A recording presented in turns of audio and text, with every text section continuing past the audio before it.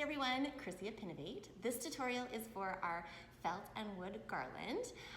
We have them for all the different seasons, so grab your kit and we'll go through all of your supplies together. Okay, so in your kit, you're going to get an assortment of felt balls. They're going to vary in colors and sizes depending on which kit that you get. You're also going to get some cute little wooden cutouts. So these are going to be put along in our garland as well. So again, depending on which kit that you get, the size or shape may vary. You're going to get some paint as well as a makeup sponge to paint with. You're going to have some embroidery floss or string as well as a needle to thread everything together. And the only other thing you're gonna need are some scissors. So grab all your supplies and we're gonna get started. All right, so our very first step is our wooden cutout laser cut pieces here. We are going to paint them. So again, depending on which kit you get, you're gonna have a different shape, a different size, a different color of paint. None of that matters, the process is all the same. So I have my paint here, I'm gonna be painting my snowflakes white, and I have my little handy dandy makeup sponge. So I'm gonna hold it by like the point, and I'm gonna be using this flat side on the back. Now, what I'm going to do is I'm going to dab it into my paint just a little bit, and then I'm actually gonna dab most of that off. I only want a very, very small amount of paint on my sponge.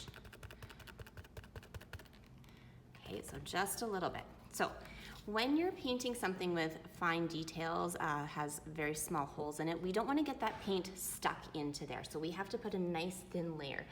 Thin layers are extremely important in this. So when you load your sponge like this, all you're going to do is directly dab up and down on your pieces with a small amount of paint.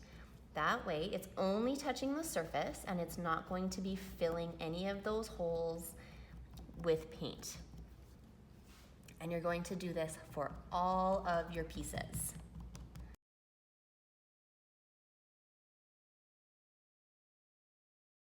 Okay, so I have one coat on all of my snowflakes here. And what's nice is because it is such a thin coat, it's going to dry very, very quickly. So I can actually go back to my first snowflake that I painted, and I'm gonna do a second coat to make sure that it is nice and white.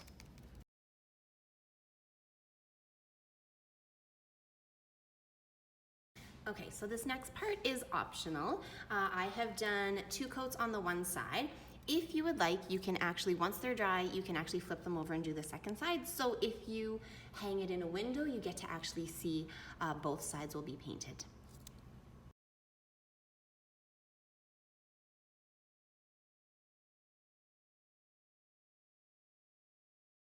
Okay, so I have painted both sides of my snowflakes. I'm just gonna set them off to the side and let them dry.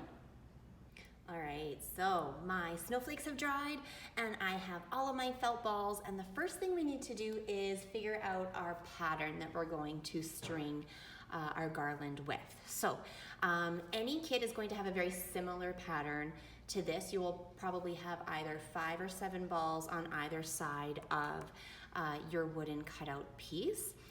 So I am just gonna get going here.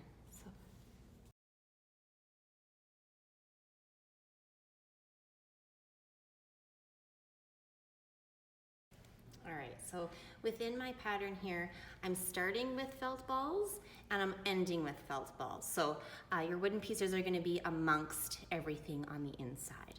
So I have my pattern here and I am ready to start threading. All right, so the easiest way to thread your needle, you're going to have either some embroidery floss or a nice big long piece of cotton string. You're going to find your end, as well as your needle. So the hole of your needle there, the eye of the needle, in most cases, you should be able to get that string right through the middle, in most cases. Okay, so I managed to do that. If you cannot, if that is too tricky for you, there is a trick, don't worry. You're actually going to bend your thread around the eye of the needle, and you're going to pull the needle out. Now you have this little kind of loop or little bump here. This will actually fit through the eye relatively easily. So if you can't get it through on the first try, try the little wrap technique. That should help out, okay? All right, so once this is thread on here, I like to leave a bit of a tail so I don't pull it out. So I'm just gonna leave this little extra tail on here. And when you're threading, I always kind of hold these so it doesn't unthread on the needle. So with my pinky, I usually kind of squeeze the end of it as well. With your string or your embroidery floss, I'm just going to carefully unloop it to the side so it doesn't get tangled and knotted. But I'm not cutting anything at the moment. There's no cutting happening until the very, very end. Okay, so I'm just gonna place this off to the side. I have a nice length of string to be working with, and I'm just gonna get started placing all of my felt balls on here. So a trick is you want to try and get it through the center. So the closer to the center of the ball that you get, the more balanced it's going to be, as opposed to stringing it along the top like that. So do your best to try and get it through the center of the ball. If you are having trouble, if you are struggling, please remember, do not poke with your finger this way. You will get an owie, okay? If you need to, you can always push down onto the table, or what I like to do is I actually like to flip it, put the ball to the air, and you can grab it with your fingers and you can give it more of some pressure going through to get it through on that needle. So just continue with your balls, and then once we get to our wooden piece, I will show you how to weave that.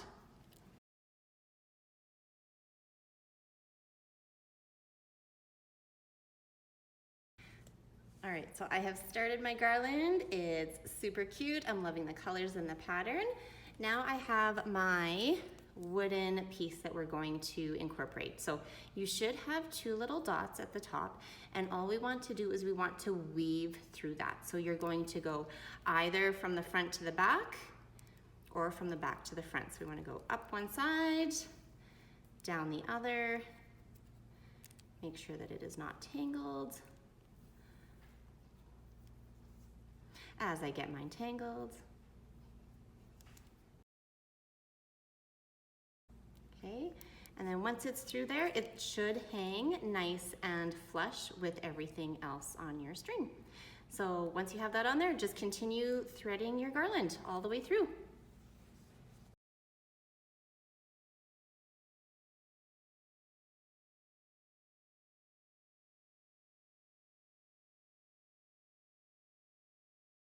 All right, so I have my whole garland threaded onto my string. I have all of my pieces. I love the colors. It's looking great. So now for this part, you get to space it out. So maybe you want to have all your felt balls in one section, and then a space, and then your piece of wood, and then your felt balls. However you want to do this, you absolutely can. So I'm liking it in the groups like that. Alternatively, you could space all of the felt balls out. It'll take up a little bit more space, so if you prefer that, you can do that.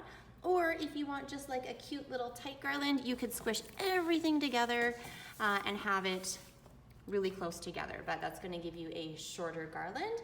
The more spaced out it is, it's gonna give you a longer garland. So space out your garland how you like, and then we're going to trim it.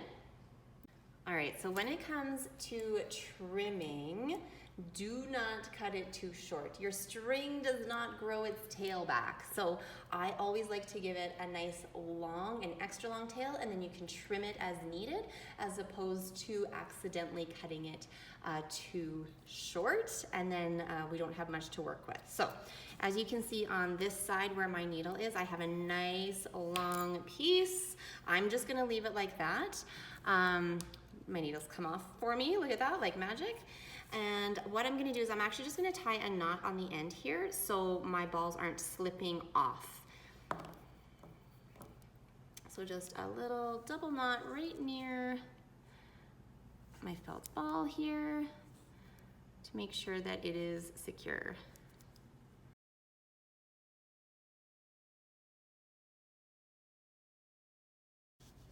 All right, so that one is knotted on. That one's not gonna fall off. Now, when it comes to the other side, okay, same thing. Don't cut it too short. I am leaving a nice long tail of string first, and then I will cut when I know that I have extra than what I actually need to make sure that it's not too short. And again, I'm just going to tie a double knot on this side, make sure that my felt balls don't slip off.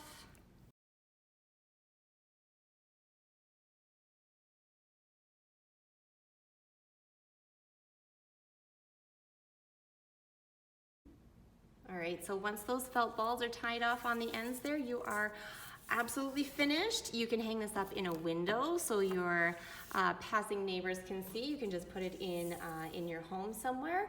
But they're super cute, they're fun to make, and absolutely adorable.